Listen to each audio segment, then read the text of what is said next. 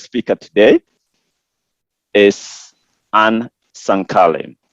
Anne is a 9th grade student in Fort Zamor East High School. She is actively involved in the VTech programs, MU Extension Science Program, BWAX Girls Who Code, and Missouri for H program. Anne has been helping in the students with coordinating projects in Code Combat and Ozaria. She has received various awards in school and in White Hat coding program. Additionally, Anne is actively involved in B4A, Bike Club, and African dance groups. She has led team in Kenya Mission Project for 2020. I'm so proud about you for that project. You made me proud when I watched your video in Kenya and the stuff and the difference and how you presented that. I was so proud of you, Anne. And she has received Presidential Volunteer Awards and accumulated over 100 community hours in Magic House. You know, again, that made me very proud when I saw you in Magic House. Amazingly, we've seen you grow. Now here you are, just taking over everything that has been laid for you. And the floor is yours. Thank you. And I first wanted to correct you, Sebastian. It's 120 hours. 120 hours. I didn't record the 20.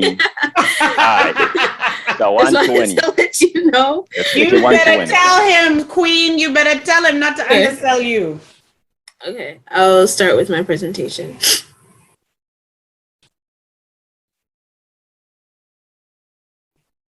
Okay, so my name is Anne Sankale. I am 14 years old. I am in 9th grade and I attend Fort Zamor East High School, and I was given the opportunity to be able to help and be a part of the V4A mission trip.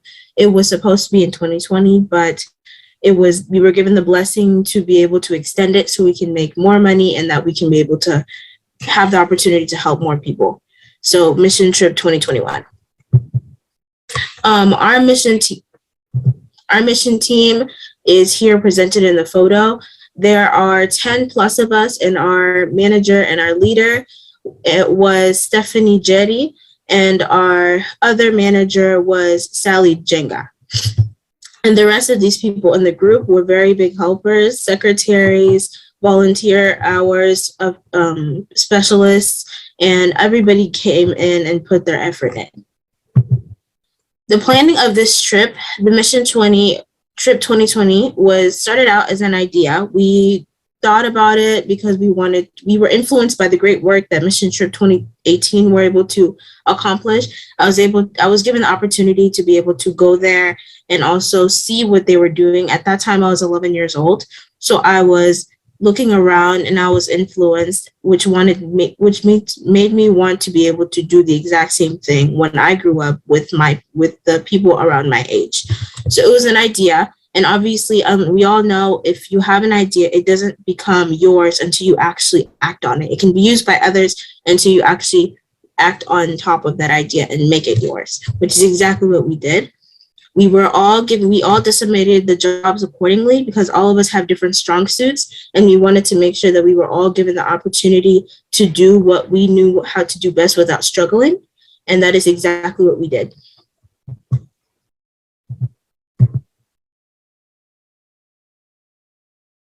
The fundraising that came into this project was done not just by us, but also by volunteers. Our main access that got us most of our money was samosas and cooking in general. We were able to go to the churches and we were able to tell them what our project was about, and they did their share by coming out there and coming and eating. We all know Africans love to eat and they love their food. So we used African food to be able to show them that we ourselves as African, as first generation immigrant, we know our culture. So we're going to help the people in our homeland by using the culture to help them. And as you can see in the pictures, we were doing ideas, we were sharing ideas, we were selling, we were cooking together. Most of this work were actually helped by volunteers who may not have been a part of the project, but they still came up there and they still helped and did their job, which we really appreciated. The project groundbreaking, when I was able to go on as a representative of our group, and I was able to see this whole thing go down. The project was our project goal was 15,000, and we were able to collect about $10,000 to $12,000 thanks to our donors, and also thanks to the churches and the people for eating our food. The community we were able to help were in Kaijo, the Maasai, and the Kamba community. These people own a lot of land, but they don't have the resources, and some of them don't have the money to be able to build the schools that they want to build because it takes time, and also have to hire people to do this work. So being able to do what we can to provide was the best thing that came from our house arts, because our entire idea was just to help people. That's what we wanted to do, and we were able to accomplish that. You can see in the beginning, we were here. This is where the ceremony was happening, where it was being blessed, where the land was being blessed by the priest and the bishop. And then this is the process. And we may not be there, but the process is still going on to this time. So the donations are something that we would still love, because they still need more to be able to finish what they have started. You can see how it's gone from just groundwork to almost the foundation being done. And here we see the community also there with the culture and the tradition that we were able to have the opportunity to join in, and the students that are going to benefit from these 4 new classrooms that are being built. Now, the experience when you're a first generation immigrant and a native born African American are very different. When an immigrant child goes to Kenya, or goes to Africa in general, they see the differences between their life and the life of maybe their cousins, or maybe their cousins, nephews, or their aunties, or you see what your parents were talking about all the time when they said how they went to school. You see the difference between what you're living now and what they were living before, or how they're living right now. One of the differences would be the social status. Here we have Africans within a little farther away from us, or if you live closer to them, they're not from the same tribe as you, or from the same family. These are people that you've grown up with, so you've grown together. So the social status would be, that is why we have our African churches, and that is why we all come together. Or else the social status in Kenya would be, most of the people that you talk to every day would be your actual cousins, or your siblings, or your nephews and your aunties. That is the difference between the economic wealth. You can really see the difference, where it depends on where you live, and also how and what jobs your parents have. Here, there are so many different ways to get that economic wealth. You can see that you don't actually have to have a college education to get there. You just have to have the right opportunities and be able to achieve them and come out to them. Or else in Kenya, it's very hard to achieve that economic wealth unless you have had that education. And that education is one of the only foundations that you can have to get to a college, and then that college helps you get in a job, because getting a job is very hard. Societal pressure. Over here, for a first generation immigrant, the pressure would be because your parents came here, they came here for a better life. So you yourself, there's no other way but for you to succeed, because why would you not succeed if your parents came here wanting you to succeed? It would have completely demolished the entire reason for coming to America. The native born African children, the societal pressure would be to become a doctor, an engineer. Again, almost the same thing of succession and taking over, but the succession of almost everybody is being told, become a doctor, become an engineer, become this. So the societal pressure is there, but almost everybody is sharing it. Whereas here, there's societal pressure on top of being an immigrant, and then also societal pressure of being a Black person in America, which goes into racism. You don't really see racism in Africa that much because, well, everybody is Black, everybody is the same color. Or else here, not only are you an immigrant, but when people see you, you're not seen as an immigrant, you're seen as a Black person, so you'll be treated as so. Or else tribalism, there's less tribalism here in America that you will feel as a first generation immigrant, because why would we hate each other for our tribes when we already have so much going on in our lives that have to do with racism and the economic wealth and societal pressure and the social status? You don't want to add on top of the problems that you already are feeling as an African. So instead of the tribalism that we have, there's more community helping, as we are right now in this meeting, than there is back home. There's more tribalism than there is racism. Political differences, you can see a lot of political differences here, but also because everybody, again, the people here that are African, they will most likely come to the same conclusion because they all are experiencing around the same things. So you'll see a lot of people voting for the same people, or they'll talk about the same person.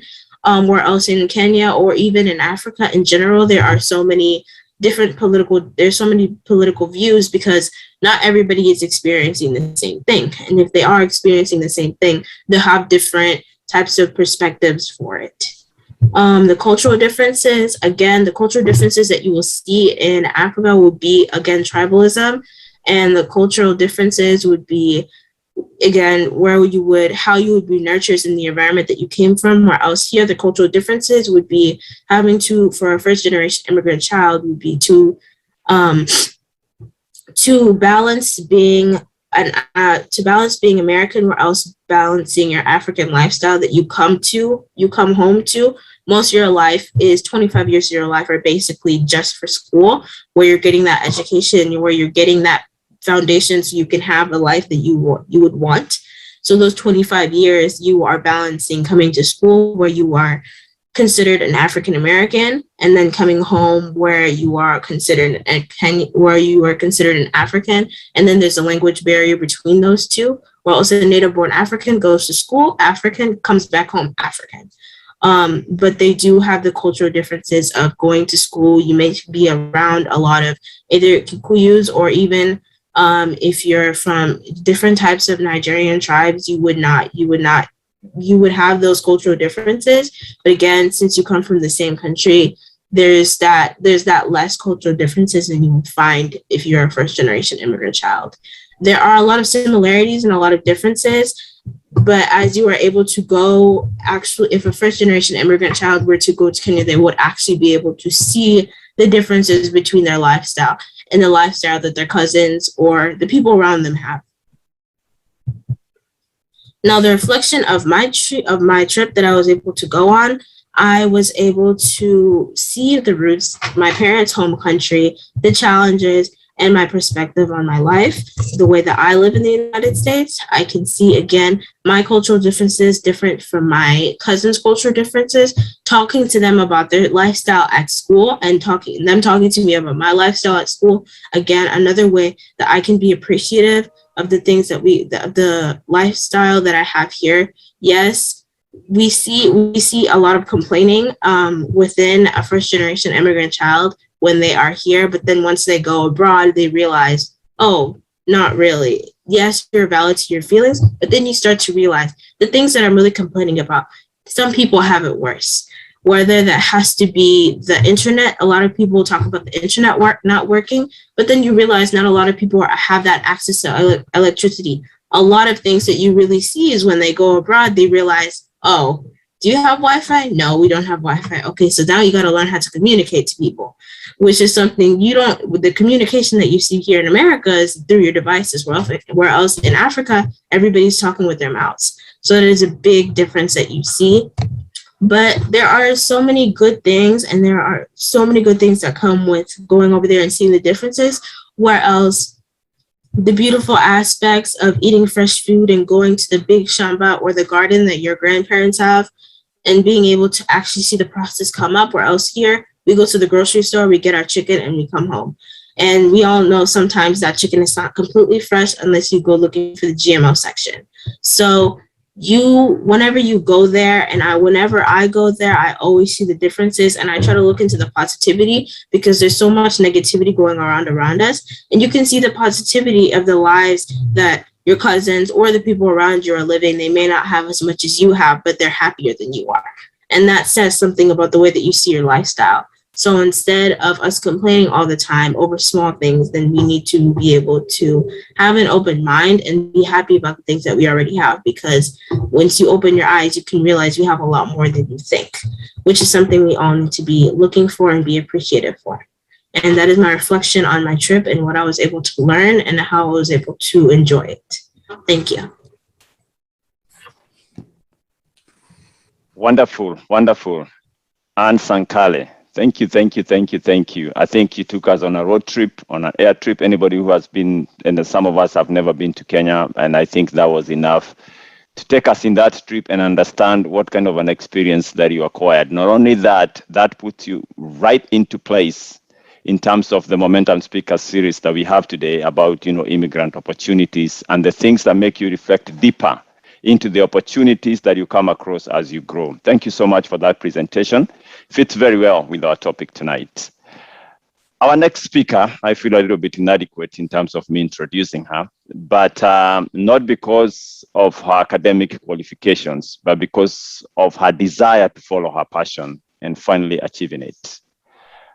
Those of you who have been into infectious disease and just learning so much about diseases, this is not a new name. You might have seen it somewhere else, but we are lucky that we have her with us today. So we have an opportunity to kind of dig into her mind and also be able to mold other people into that direction, knowing that she is part of us today. Dr. Mary Davis.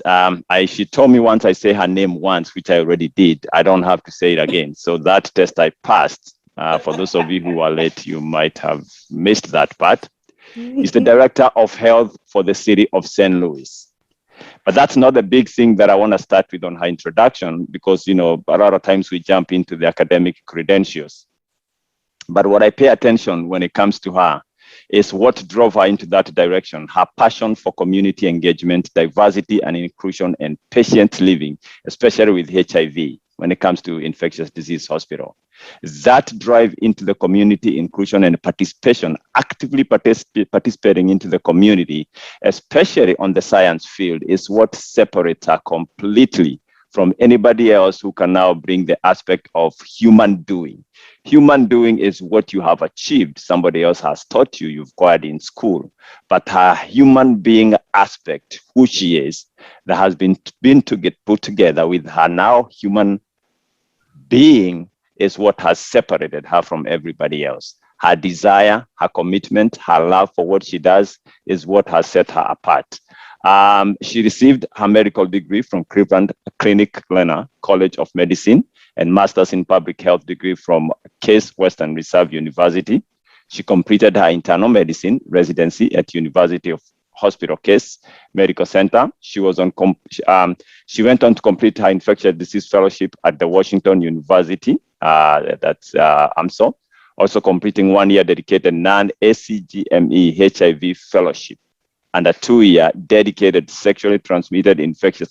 Feels like she has been in school all her life, just trying to find out ways of just putting in science. How do you put science in a way that you're now able to help other than just the credentials? We are so lucky tonight to have you tonight. And I don't want to take any more time trying to read your credentials because, they are there, people will see them. But like I said, I want you to see Dr. Mary for who she is. And then you can let her go back and see her human doing, but dwell on her human being first. And you'll see what a wonderful human being she is and how proud we are, especially having watched your ceremony yesterday. You've set a path and our girls will take it. Dr. Mary, the floor is all yours. Wow. Sebastian, despite you avoiding my African-born name in my African home of all places, if we can get past that hurdle, that barrier, I would love to bring you to all of my speaking engagements because I don't think I've ever been introduced so thoughtfully. And I really appreciate that. And I agree with you that oftentimes we spend too much time focusing on the pieces of paper that people have accumulated, and we don't reflect on the substance behind the person and the connections. And I think that's such an important lesson. But I also really, I get uncomfortable when I keep being thanked by you, by your gracious leader, Geoffrey, by, the people who were on the call, thanking me for being here, because it truly is, and I mean this genuinely, it serves me more being here. Many of you may be laughing. We've never even heard her accent this thick before. Now, what is this accent she's speaking with? But for me, when I'm at home, I'm more myself.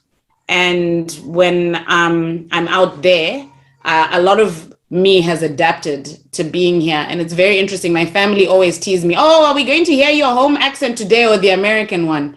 And I tell them to leave me alone. So it's just, it's a privilege to be here because it fills me up and it reminds me that I have community and support. In this space, I know that you're proud of me. In this space, I know that you understand me. In this space, I know that you know where I've come from.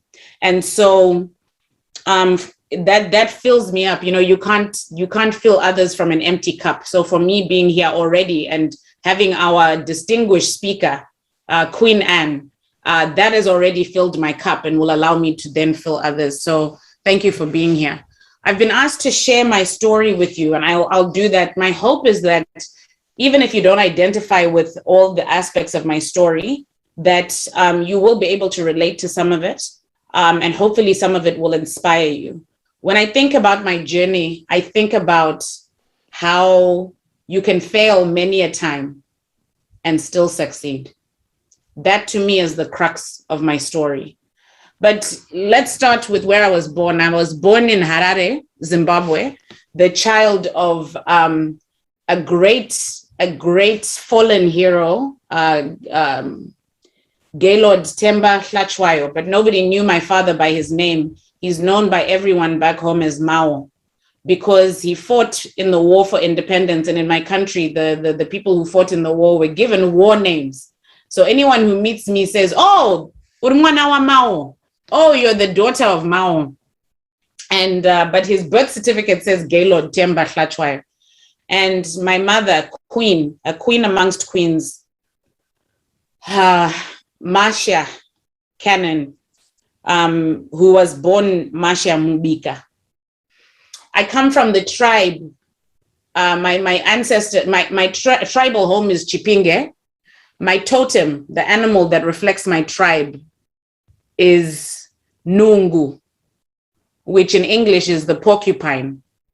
The porcupine has quills, and we are very proud of our quills. So when I got married to my husband, my mother bought quills that the porcupine, and the porcupine is afraid and thinks it's in danger, it releases those quills, the sharp ones, to defend itself.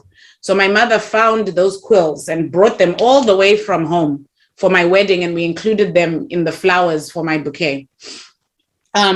However, my ancestors are actually originally from South Africa. They were it's very popular in this country to show the story of Shaka Zulu. So my ancestor, Hlatshwayo, was in the tribe of Shaka Zulu, and they got into a disagreement, and Shaka was going to kill my ancestor. So in the late night, my ancestor decided to run away.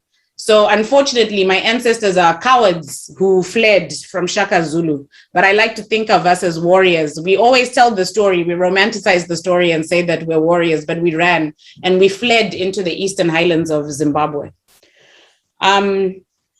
So my background, you know, when my parents were growing up, they were growing up in a pre-independence Zimbabwe, right next door to South Africa, who were still in apartheid. My father fought in the war for independence. He was taken from his village at the age of 11 and then sent to China to learn guerrilla warfare.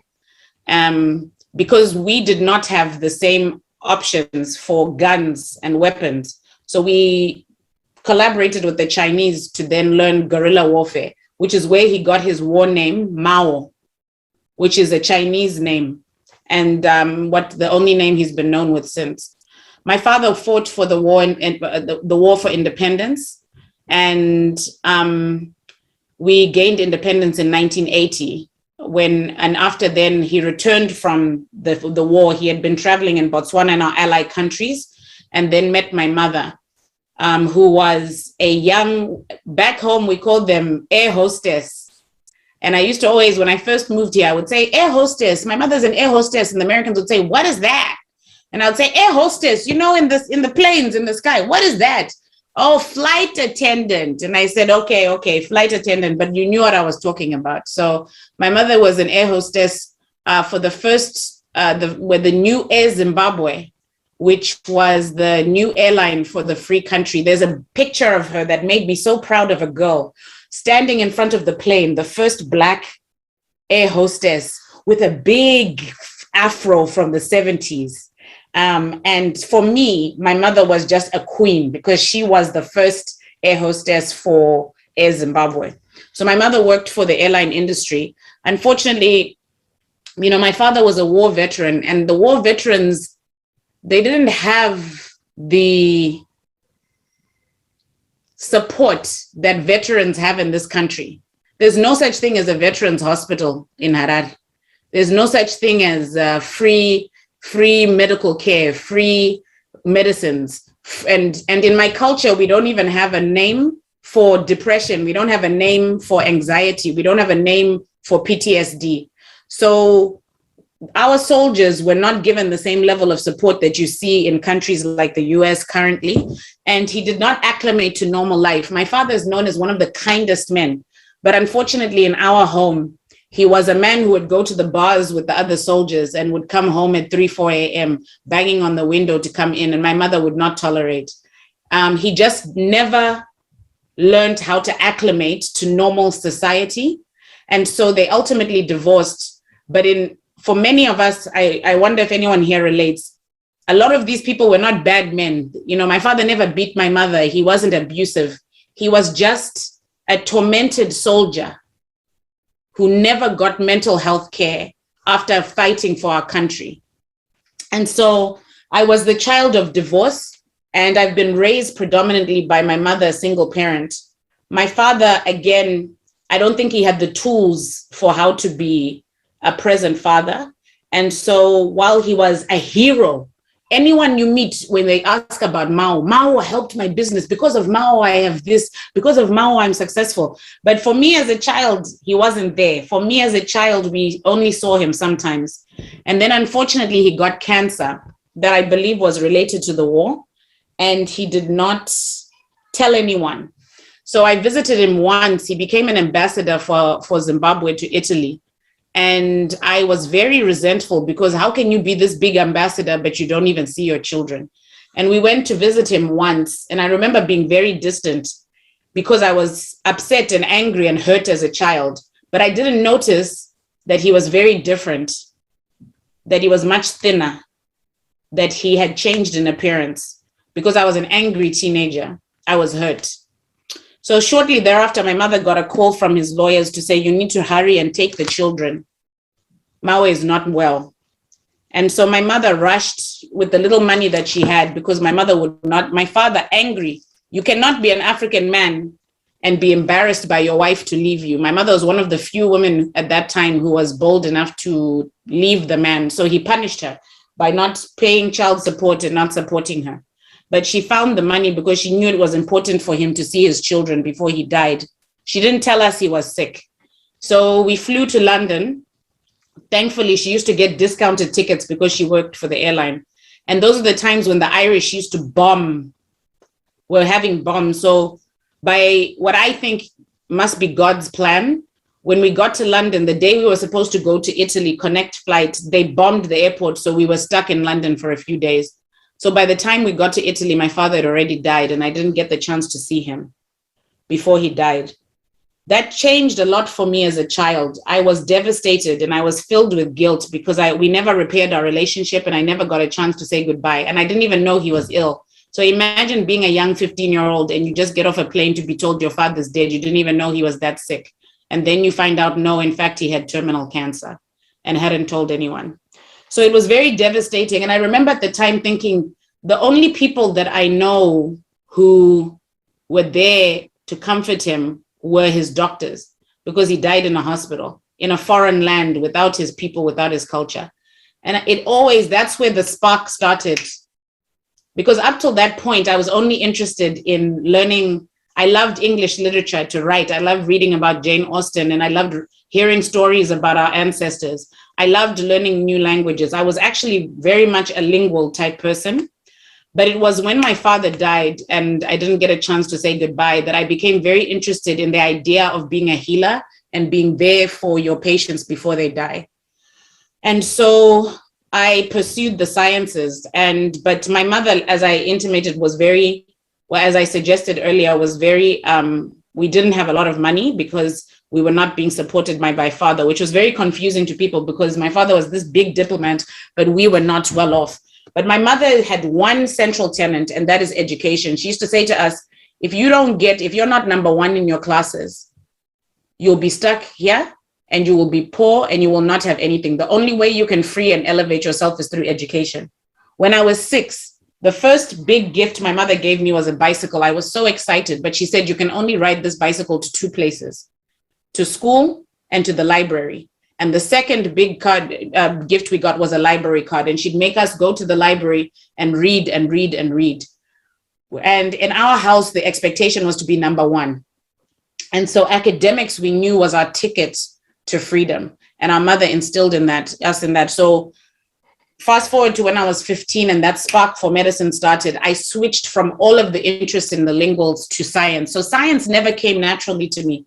I wasn't good at it naturally. If it was a history test, I could come number 1 easily. If it was a English test, number 1 easily. But for science, I was always middle, top 10, but I had to work. And I figured out that the only way I could have a tertiary education was through a scholarship. But my mother had instilled that in us. So I had the best grades, and I was a very well-rounded student on national hockey team, valedictorian of running. Used to come, I had national awards in writing because I told you I was a linguist and was always in the top 10 of my class. And so I knew the only way that I could go to university was through scholarships. So I applied to scholarships to universities all around the world, and then got a full tuition scholarship to Drury University in Springfield, Missouri, a small liberal arts college in the middle of nowhere. And that was my journey to the US. I remember when I landed here, I landed in DC, and my mother took me to the airport and had bought me, at that time you could only have 1 suitcase, and I had to put all my worldly belongings. So she bought me a suitcase that came up to my shoulders. It was so high. We packed everything. I remember everywhere when we landed at the airport, they were upset because my suitcase was so heavy, it was hurting the people. And then I was put on a Greyhound bus and had to travel 2 days to get to my university. If anyone's been on Greyhound, even for a few hours, you can meet some very interesting characteristics, let alone for 2 days. It's your first time in America. And people are, you're alone as a young girl. I'm just thankful for safety and that I made it without any problems. When I landed in Springfield, Missouri, at that time, it was known as the 9th whitest city in the US. It was such a culture shock because I was used to being in a country where the majority of people looked like me, to now where there were very few who looked like me. But I was welcomed into a community that was so, so open and welcoming to me. And they took care of me my whole time that I was in Drury. Because they welcomed me and made me feel so comfortable, I was able to flourish. If I'd gone to a big state school, I don't know that I would have been able to acclimate to the culture. But because I was at a small liberal arts college, the size of a large high school, the total of 5,000 people, I was able to shine and gain confidence. I became the student body president. I was the homecoming queen. But even though I had a full scholarship, it did not cover room and board. So I had to take 3 jobs. I remember I used to tutor people in math because the education system in Zimbabwe is so strong and so advanced that my high school level math, I could tutor people in undergrad, such that when I first came, I said to them, can I take all the examinations that you give the freshmen in college just here on day 1? And I took them and passed, so I didn't have to do freshman year, but I did it anyway. So I was able to test out of those preliminary classes. So my final year in undergrad, I was just doing electives just to have a fun time.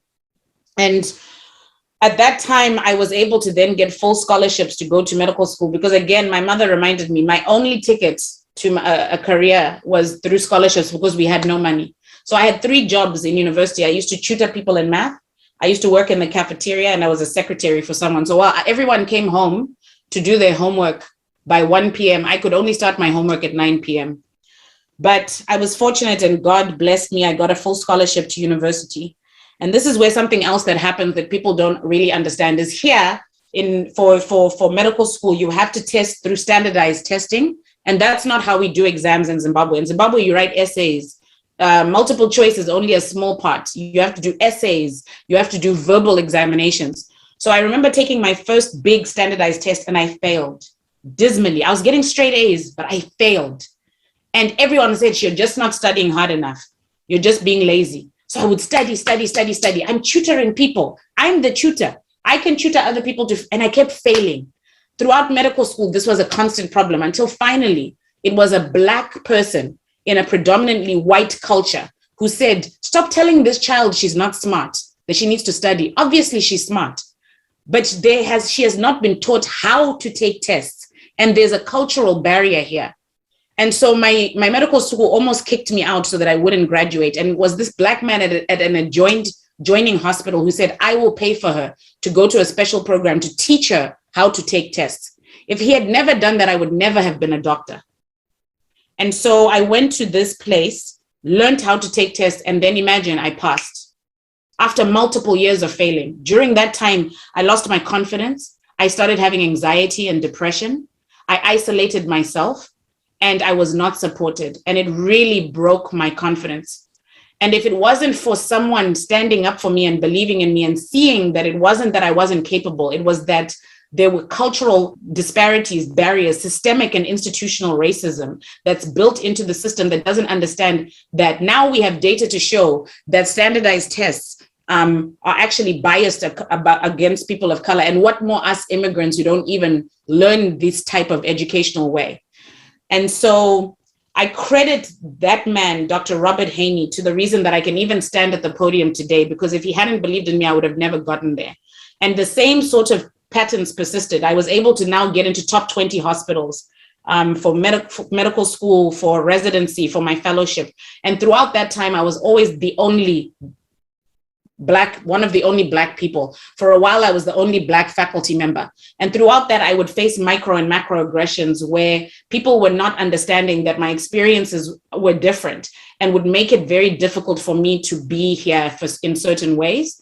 And so I started to self-advocate and realize I must leave these traditional places and I must find my passion in the community. So by myself, I started to say, I am happiest when I'm teaching in the community. I am happiest when I am advocating for communities in the community. And because when I was trying to force myself to do traditional research, force myself to do things that traditionally are valued at these top hospitals and institutions, I was being told I wasn't good enough and being made to feel that what I was doing was not successful. And so I had to find mentors, people who saw the uniqueness in me and encouraged me to do these completely alternative things. No one was doing community engagement the way I was in fellowship. But once I started to really believe myself after I left fellowship and I started to be an independent doctor, I said, enough. If you don't value me in these predominantly white spaces, if you do not understand that I have different challenges, if you are okay with someone in your department saying, oh, back home, do you swing on trees? If you are okay with someone saying the only reason that you're successful is because you're Black and your patient is Black, then I should not be here. So I left and I went to work at the VA hospital, which is not deemed as this high academic place, but I was supported there. And I took care of people like my father who were veterans. And it was there that I had the courage to start taking reporters' requests. And I started in small reporters and then built to places like CNN and BBC. I took my community engagement and became the chair of Fast Track Cities for the city of St. Louis and made it to the Board of Health. And then finally, when leaders in the community said, we believe you could be the next director of health, please apply, I was now confident enough and had found my confidence again to apply. And here I am today. So it was a series of failures and ultimately understanding that my difference should not be something that I hide and try to change. It should be what I actually propel and build through mentors who believe in me to set a path that is new and different and refuse not to be supported, not to be valued. And I hope this for every young immigrant on this chat today. Thank you so much for your time. Wonderful, Wonderful, Dr. Mari. I think before we even go further, just to make sure that everybody sees the completion of this story, it's very important that I highlight that she is in the infectious disease hospital. She works for the VA. And why is this important? I think based on the story, you know where the story started with her dad, that finally she didn't lose sight of what attracted her to the very industry that she now works. She now works for the VA, and this is where we help a lot of veterans who have been in the war. And I can't thank you enough also for the effort that you put in that area. The most common way people give up their power is by thinking they don't have any. And I think what you have highlighted for our kids and for everybody else is to understand how much power we have in ourselves and how much mentorship can put us into projection. We are able to put ourselves into areas where we can help everybody because of what we have in ourselves that sometimes is untapped, simply because of how people view us. It's what you have in yourself. It is not how people view you that will propel you to where you need to be. If you're invited to a dinner and there's no seat for you, please bring a foldable chair for yourself. And I think that's what you did. You brought yourself a foldable chair and you used it even when they didn't have a chair for you on the table. That's the way to go, and we are so proud of you. Thank you so much. We will take questions. She has a few more minutes before she leaves. She has another meeting at 7, but I'll let you know that we'll continue to invite her into our meetings. I already see a few comments in our message, but we'll go ahead and take a few questions. If you raise up your hand, I'll call you. I think let's do that so that we can utilize the 8 minutes that we have with her here very well. And I can stay a little bit longer because I'm the one who cheated of time, so I don't want to cheat others of time. And I would ask anyone who's able to remove themselves from being off camera, I would appreciate seeing some smiling faces. I'd love to take a picture. I'd love to take a picture of anyone who's here tonight and be able to highlight that on our website. I'll take no more than a few minutes of my time so my colleague, Ms. Kim Vanderberg, who's with us tonight, can get a picture for us. So be prepared to smile. And then as soon as we've taken the picture, you can remove yourself from camera, I promise. And you know, we won't do autographs, so don't worry about it. I don't think I'm at that level yet, King, but thank you. So Kim, whenever you're ready, we can take a quick photo. And you know, when you're taking the photo, it's the photo. You can ask your questions. So, you know, just Okay, yeah. I mean, if you have a question, go ahead and shoot it up. And it's good to see you, Yinka Faleti. Good to see you, man. You still have the smile. I'm honored. I'm honored. I actually saw his face a little bit and I started to get nervous. I almost got thrown off. It's good to see you, Yinka. It's good to be here. Thank you so much. To be here. I've done one, but let me do one more when I'm telling everyone. So we'll take that picture in 3, 2, 1. Fantastic. Doing the screen grab right now. Thank you everyone for your participation. Thank you. If you need to go off camera, please leave. You're at home with your kids. You can do what you need to do, but I'll be happy to entertain any questions or comments at this time. All right, Jeffrey, do we have any questions in the, if you want to go ahead, we can. I think somebody actually, and I think this is even important that I mentioned it to you, they are very happy that you highlighted the challenges that you came across, you know, as an immigrant. And I think that by itself answered a lot of questions that even before they are asked how you overcame those problems. But I'll go ahead and give this to Dr. Joshua Moya, all the way from Oklahoma City. It's yours, boy. Hello, everyone. Can you hear me? Yes, sir. Oh, okay. Actually, I'm not in Oklahoma City. I'm in Tulsa. I'm not feeling well, but first I want to thank Dr. Marty for coming up and sharing that. I think we met just once. I don't know whether she remembers me, but that's fine. of course I remember you. I can't believe you would believe that, but that's why I was smiling at you, because I said, there he is. Yeah. So I just wanted to ask you something about, you know, sometimes, you know, I was at Washington University for 10 years, and I think you had the same. And sometimes, you know, I know being some of the institutions, we know people look as us that we are doing very well, but you know, in those places you find there's a lot of, and I think actually I didn't know that probably there's something that you have experienced before, but again, those are places that actually they have a very good opportunity, especially for training. And you go there and I can tell you most times when I'm out here, people asking me, where were you? Why do you live Washington University? Although job wise. But I'm wondering, how can you encourage younger people who want to go to big universities whereby probably they are not the dominant, especially for the minorities? What can they do to succeed in such places whereby there's a lot of migration? You're sort of like a token. You're not like, you're like a passing cloud. Yeah? Yep. Joshua, this is such an excellent question. And I'm so glad you led with it because, I would be a fake and a fraud if I said that I did not benefit from all the high level institutions I've been to. I started at the Cleveland Clinic. I did my residency at Case Western. I did my fellowship at Washington University. And it's the reason why people picked up the phone, right? It's the reason why I would get interviews is because when you come from that pedigree, it gets that pedigree. That's the reason that bias exists and institutional racism.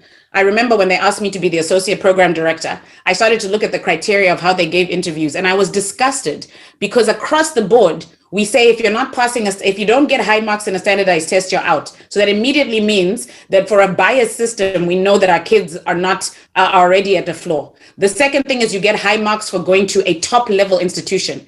We know that those have low numbers of minorities. So now we're at a disadvantage. Then they say you have to have many research papers. How are you going to get those if you're not at those top institutions that are already favored to have the resources to have that? So really we're being kept out from the beginning, right? But having said that, once you're in, I would be a fool.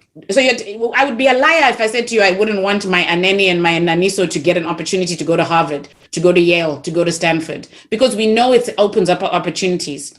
So even though I resigned from Washington University because of what I felt were like failures to support me, failures to get adequate mentorship, and what I believed was equitable treatment in certain areas, and I will be very honest about that, I had mentees coming to me crying, well, if you're leaving, we can't stay. And I said, that's absolutely not true. Absolutely not. I am able to make the stand so that there can be changes made. And an institution is not a monolith. It's not homogenous. It's not the same across. I had allies at Washington University. I got the best education at Washington University. Oh, I was celebrated and had some of my highest moments, right? But there were still institutional problems. So what instead we should be mentoring our young children about how to be able to be healthier and safer in those environments, how to find appropriate mentorship, how to be able to advocate or find people in higher places who will advocate, but also understand that it is because of the types of steps I made that there has been change. And as an associate program director, I changed the entire, under the leadership of Dr. Jerome Escota, the entire system that I told you about. We removed the need to have a high mark on a board test. You only had to have a pass. We removed the high level institution requirement and we put much more equitable things. So slowly we're getting there. Also, I would never say that there's one institution that's bad. They all have problems. That's why it's called systemic racism. It's systemic. So telling a child not to go to one is ridiculous because there's always going to be those problems at other ones. So it should be those of us with power, like me, who have to fight the battle at a higher level. But we must not put that fight on our children. You cannot put someone who has not been empowered to fight. We would never put a gun in the hands of our 3-year-old and expect them to go into battle. That is criminal. That's my job. That's Joffrey's job. And the rest of, and I should be providing that mentorship. So I believe that, yes, our children can be successful in these places, but we need to teach them and give them resources and send them in paths early on that allow them to get that type of mentorship and support so that they can succeed. There's a lot more I can say on this topic, but I hope that's helpful. Thank you. Thank you so much. That is well answered. Not everything that is faced has to be changed, but there is nothing that will be changed unless it's faced. So I think when you put yourself in those positions, the selflessness of understanding that, yes, I'm going through these problems, but I know there's a whole generation behind me you sacrifice so that those people might have an easier pace when they're going through that is what we appreciate and applaud most of you who are in those areas when you get those opportunities, that you make those differences for the people who are behind you, despite the fact that you're not able to change everything, but at least the fact that you faced them, you are able to change some. Alan Kagarami, I know you have a question. Welcome.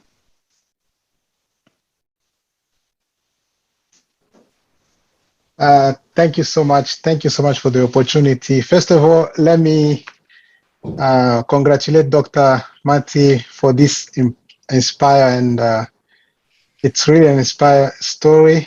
To be honest, uri mwana wa Mao. You are a daughter of Mao. Yes. And I think your mom is Nungu, correct? Yes, yes. Yeah, so it's really powerful, and I'm pretty sure your parents, both Mao and Nungu, are very proud of what you have become, and it's just so inspiring, and I'm so overwhelmed by so much joy just listening to your story. It's so touching, and just to learn even from where you came from, and Zimbabwe, and to learn where your ancestral came from.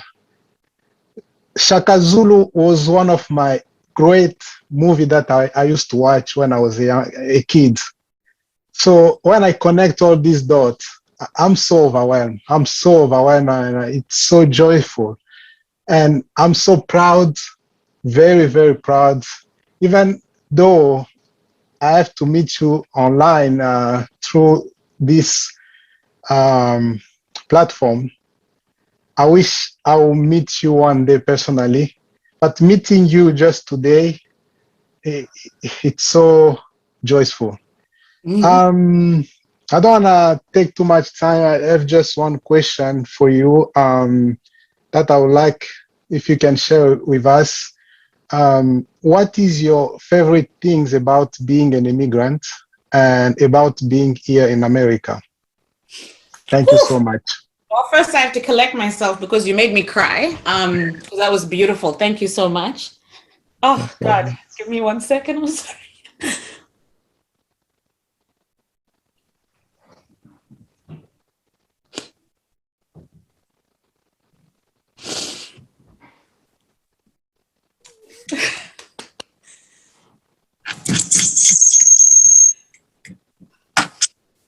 You're good. It's okay. Thank you. That was a good question. I think when you put her in such a position where her paperwork cannot defend her, I like when you put her in that position. I really love that. And that's happy cry. We love it. I love that. We love it. We love it in Africa. Yeah, wonderful. Happy tears. We love it. But Foleti told me that African men don't cry, but he cries by the means himself. Oh my God, how beautiful of you. God. My favorite thing about being an immigrant is the fact that I can come on a call. And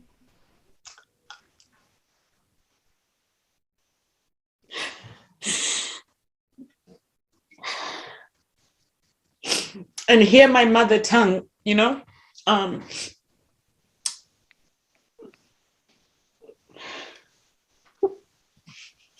And have people tell me they're proud of me. And if people who tell me they understand. For many years, when I was the only Black this, or the only Black woman that, you don't have that, you know? And people forget that even though I speak English at the highest level, it's still a second language.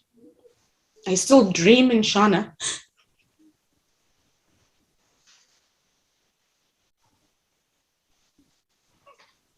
And so my favorite thing about being an immigrant is having community and knowing that I'm not alone and remembering how beautiful and rich our culture is. Just listening to the accents here, my God, it's like music to me. Our culture is so beautiful.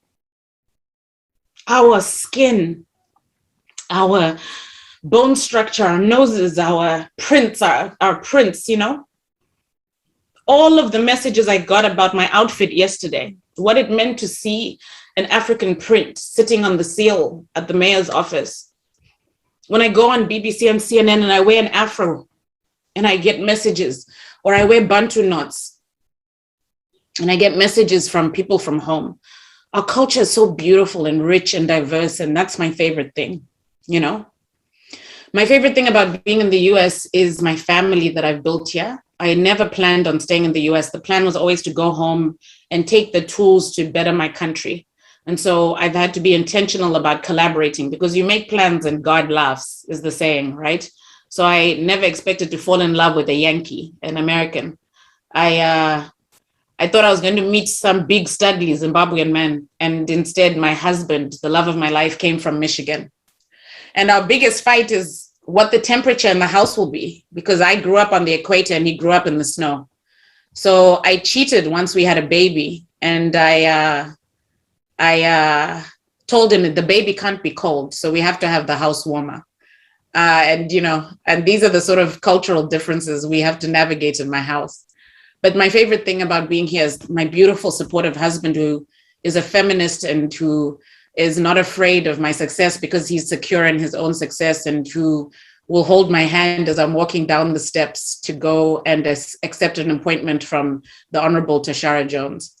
And the beautiful babies he's given me, who after 9 months of carrying them came out looking like him, so that when I'm in town with them or at the grocery store, I just look like the babysitter, because they look nothing like me. They just look like their father. That's my favorite thing about being in the US, is the beautiful family that God has blessed me with. Well, Dr. Mari, now you see why when we talk about our culture, I was saying you let me use the name Davis. Do you see what happened to you after the Brother, kids? let it go, brother. You failed Okay. the one assignment. All right, that's fine. Okay, I'll let it go. I'll let it go. One But, assignment. You just, what happened? We had a whole agreement, and then it was Davis. We practiced Hlatshwayo, huh? Sure. It has to cut both ways. In Africa, when you get married, we use the husband's last name. So we use Davis, see how well he's done. So we are so proud of you, actually. If anybody had a moment to watch that ceremony yesterday, what happened. We are so proud of you. That is awesome. You have made us proud. Let's take the next question. Arinora, go ahead. I see you. And then after Arinora, I'll call Women of Virtue. So Arinora, Okay. Go ahead. Thank you. Thank you very much. Dr. Davids, I am proud of you as well. And I think you probably answer my question, because I was going to ask you, knowing that there are lots of young people listening to us, and I know my daughter as well, what difference would an organization like Vintage Challenges, if you had one at that time? Oh my God, it would have made every difference, because I would have had opportunities to come and be reminded of my power and my worth. I would have been reminded that my difference makes me beautiful and powerful. And I would have been linked to resources. What this organization provides is opportunities to be mentored, to get resources to be better. And I'm pretty sure that someone would have figured out that this child is not failing, not because she's not brilliant. How's she getting straight A's and is always getting the highest marks on all her rotations? But now you're telling us that she can't pass a test and she's failing. And so someone here I know would have said that my failure doesn't define me. And so that's a lesson to parents. If your child is not doing well, do not always believe the traditional. If you know your child, you have to explore. You need to dig deeper and find resources because it's not always a linear answer. So I think that's what the difference would have been if I'd had this organization. Thank you. And we'll jump to, I think it says Women of Virtue USA. Yeah. Hello. Thank you for having me on this meeting. Makadi, I took this opportunity. All right, let me try. Magadiko. Let's teach these people. So in my culture, when you greet, the women cup their hands like this and they say, exactly. The men, they cup their hands like this. So the men are like this and the women are like this. Like a Magadiko. So anyway, I came in late. I know it was about immigrants. We met once when I was a student. You were doing a presentation in WashU.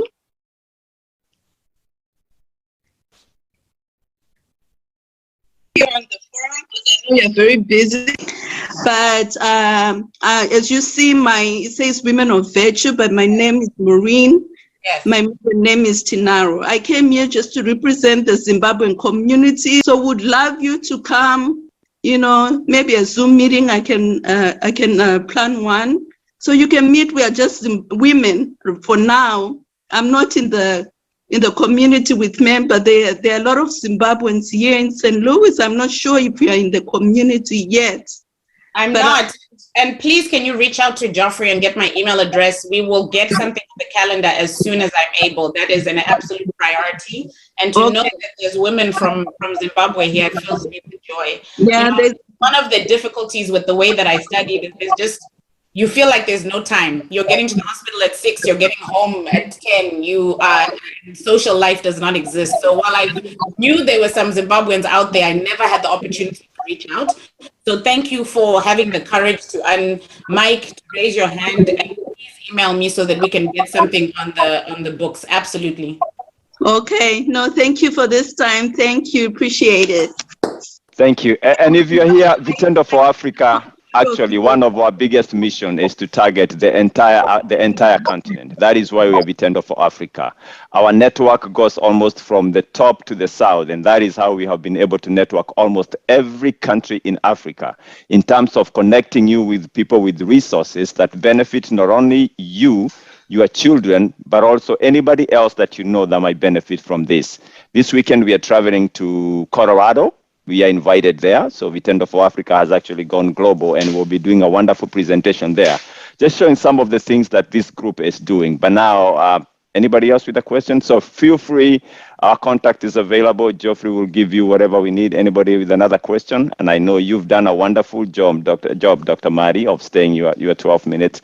Anybody else with a question, either to Dr. Mari or to Anne Sankale?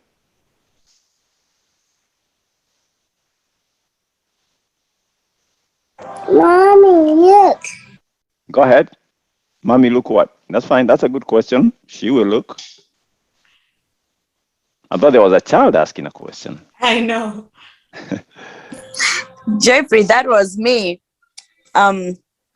Sebastian, Yes. This is Judy, but I think I cannot hold it in anymore. Go ahead. Congratulations, doctor. It is such an amazing thing to have one of our African women up in those top seats. So congratulations. I also want to say that I've been watching you and following you. The day you were, the mayor introduced you, I was just so overwhelmed with pride. The fact that I'm from Kenya and you're from Africa, I felt like, I'm very well represented. So congratulations. Number 2, being in healthcare and having you there, it gives us a lot of hope. I happen to be a young mother, and when I see somebody as young, not too old than me, you become such an inspiring woman. You become such a mentor. And I'm here watching with my children. So I'm telling them, if she's a lady and she can do it, why can't we? So thank you so much, Jeffrey, and Vitendo for Africa too, for having such a forum where we are able to talk to such a mentor, and it is always a blessing. Thank you so much, Dr. Mati.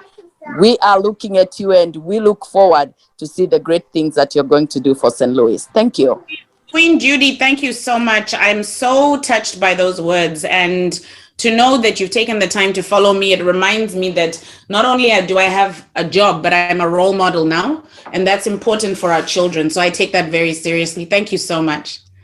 Unfortunately, I've already kept my other engagement waiting, and honestly, if I could, I would stay here much longer. But please, can we schedule follow-up time? And Women of Virtue, can you make sure they have my contact information? My St. Louis government email would be the one to send them, and I really appreciate it. Thank you. We truly appreciate your presence here. I mean, you've confirmed what everybody has always heard, that if you educate a man, you've educated an individual. But if you educate a woman, it's a society and a community. Here is the society and the community that is benefiting from your education.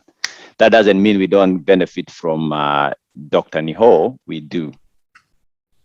So thank you so much for staying longer. And I think Geoffrey will follow up and make arrangements for the next. Unless Geoffrey, you want to make the final remarks before Dr. Mari leaves us tonight.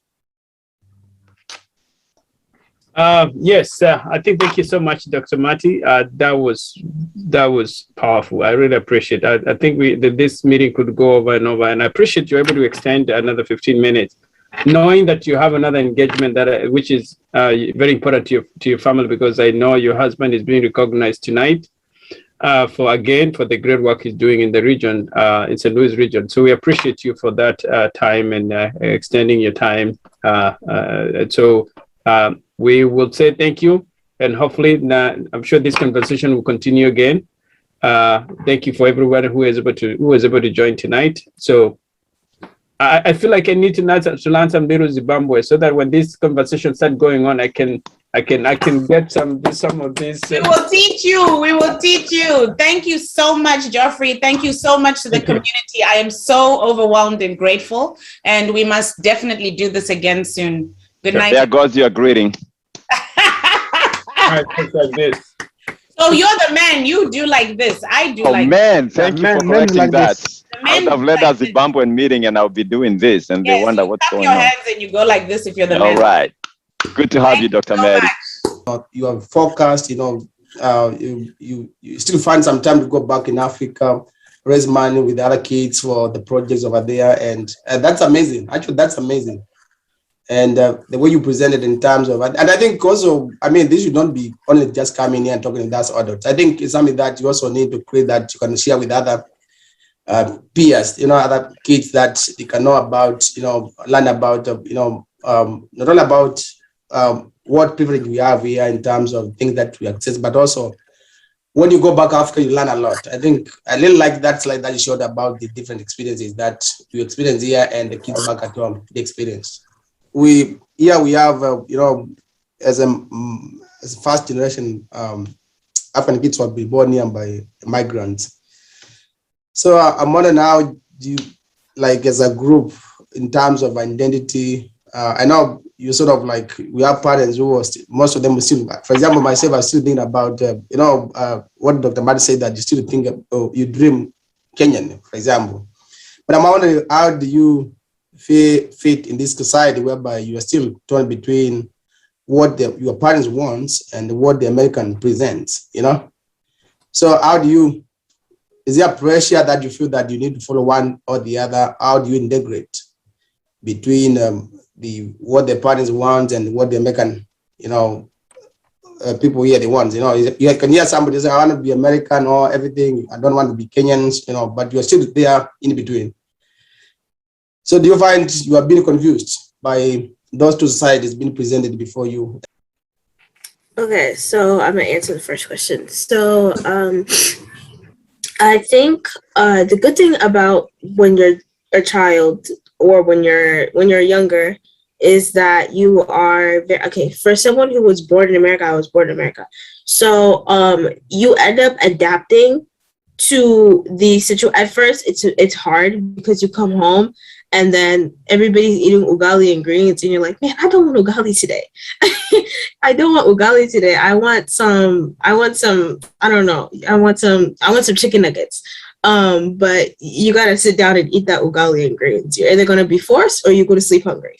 So or you go to school and you see all the little kids or all the kids around you eating Lunchables, and you bring chapati. Me, I love chapati, but I can say maybe back then I was like, I want some Lunchables. So there's the difference is that like when you're smaller, it's harder because you're not at that point where you actually see the difference. You feel it, but you're not able to recognize the difference yet. But as you get older, you start to realize, because now there's more responsibility, and now you are expected to do your work on your own and understand that you go to school, you end up having that. Most Kenyan kids, not even most Kenyan, most African children actually have two personalities. They have the personality where they go to school and the personality where they come home. And actually, I'm pretty sure there's a third personality where they go out with their African friends. So there's three personalities within one child. what that they use to adapt to the, and it can either benefit them or not benefit them, because it depends on the way that you were nurtured and how you've grown around. I think that the way to get through it, especially for a kid who was born in Kenya and then moved here, we see a lot of people immigrating here throughout the years, and those kids end up having a hard time. I think the people who are born here need to be more welcoming, so that we need to be more, if kids who are born in Kenya but they're coming here and immigrating here, we need to be more helping them get through the system, because we've been born into the system. And then us that have been born into the system, our siblings who are just now trying to understand the system as well, we can help them. But I think us and ourselves, I think when it comes to the child, you have to accept the part that you are Kenyan. I think the problem is that whenever you go up to a Kenyan child and you ask them, like, for example, you'll ask a child, what are you? And they get you get asked a lot of that questions at school. And then the question, how they're going to answer the question is, I'm Kenyan, but I was born in America. Or they're going to say, I'm American, but my parents are Kenyan. If your parents were born in Kenya, then you have 100% Kenyan blood in you. If your parents were born in Zimbabwe, then you have 100% Zimbabwean blood in you. Just because you were born at St. Charles Community Hospital does not mean that you are American. So you're going to have to accept that. I think that's the problem with us. We want so much to be Kenyan. We want so much to be, we love the chapati, but then we also we also want to fit in. But you have to accept that chapati is going to be a lot more than you, than Lunchables and chicken nuggets. So I think it's the part of acceptance that's the problem, because you don't want to accept who you are. And now that because of that, you aren't able to. That goes a lot into the language barrier. We don't want to learn Swahili, or we don't want to learn Kikuyu, or we don't want to learn Luo or any other language because it's too hard, or even if obviously learning a language is going to be hard, but that doesn't mean you put the effort into learning it, because one day or another you're going to be told to go home and you're going to have to talk to Shosho somehow. So I think it's just like learning how to accept the fact that if your parents are 100%, and you also are 100%. St. Charles Community Hospital is not going to give you some 5%. It's not going to help you. So you have to be able to accept that part of yourself. And I think after you do that, then you're able to balance those two personalities that you have at school and the one at home. And then after a while, it won't be two personalities, it'll be one, because it'll be a part of who you are, and you'll learn how to maneuver yourself throughout.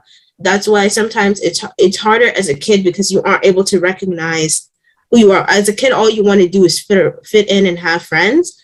But then as you get older, you realize you can still have friends, but you can also uniquely fit in by creating an own part of yourself. And you see that a lot if you go to a school where there's a lot of Caucasians around you, or even if you go to a school where there's a lot of Black people. You are not African American. African Americans, they're not gonna accept you as African Americans, because African Americans, they have their families, they have their barbecues, they have their groups. So you're not 100% going to be a part of that. You're only going to be 100% part of your Kenyan groups, your Kikuyu groups, your Nigerian groups. So you have to be acceptance of that.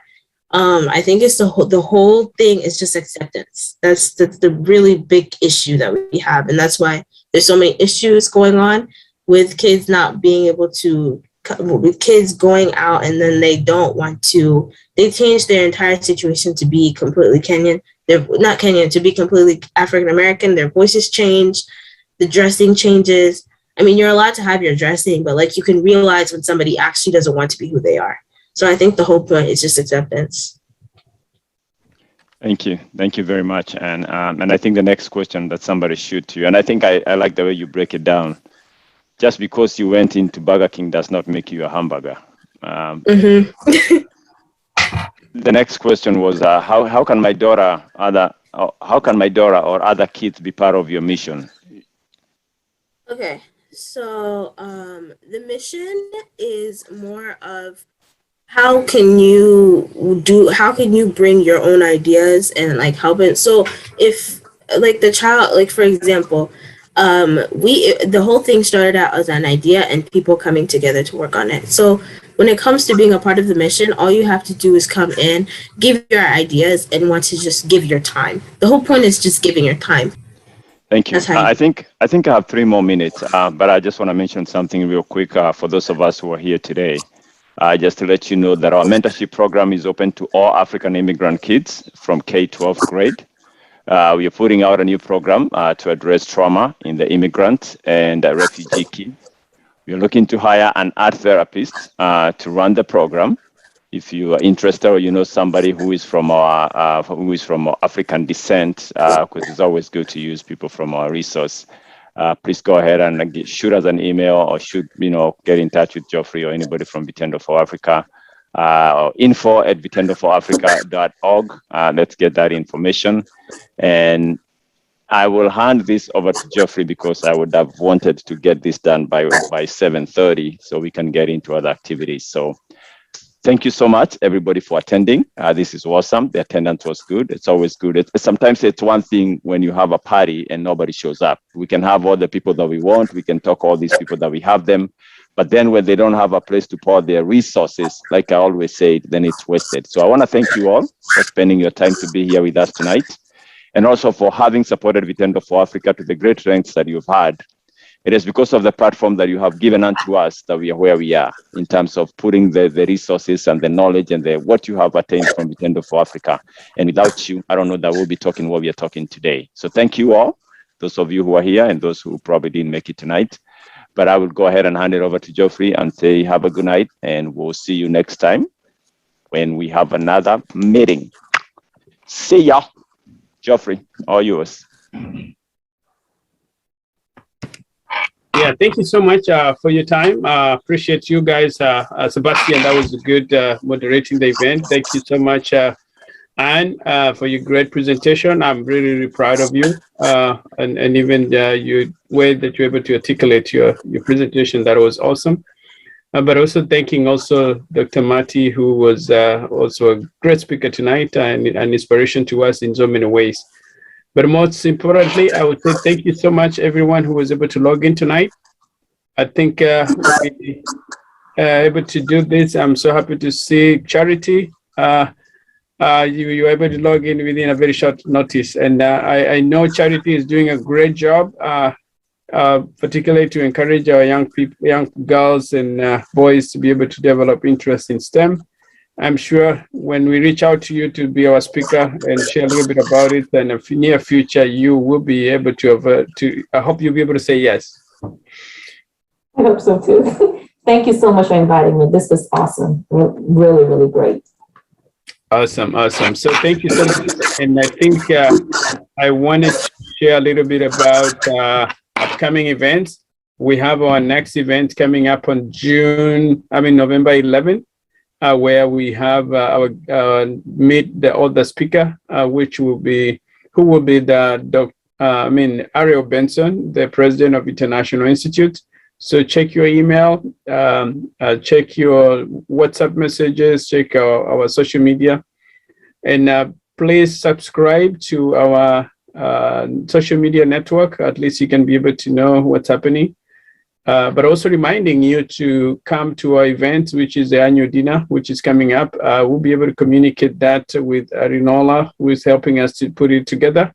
It will be next month, November 13th. I think a lot of information will be able to come out this weekend. So please plan to get your ticket.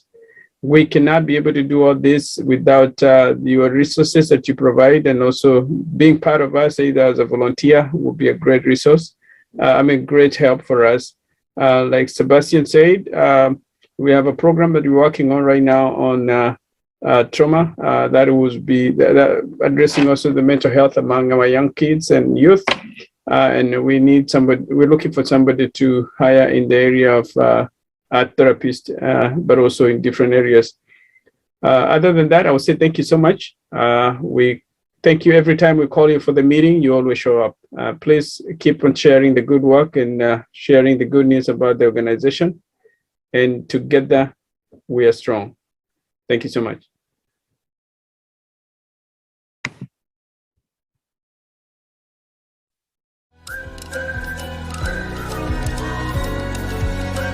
My name is Nicholas Ngige. My name is Sebastian. I am Panavi. I'm Grace Maringanga. I'm Ruth. Diane Stevenson. Jen McGaddy. Samir Kadewa. Christina Vivid. Safi Uzaye. Jajo Uzaye. Agatha Kinepia. Faiza. Dr. John Mwangi. My name is DeAndrea Weeks, and I am with Vitenda for Africa. I am with Vitenda for Africa. I am with Vitenda for Africa. And I am with Vitenda for Africa. I am with. I am with I am with Vitenda for Africa.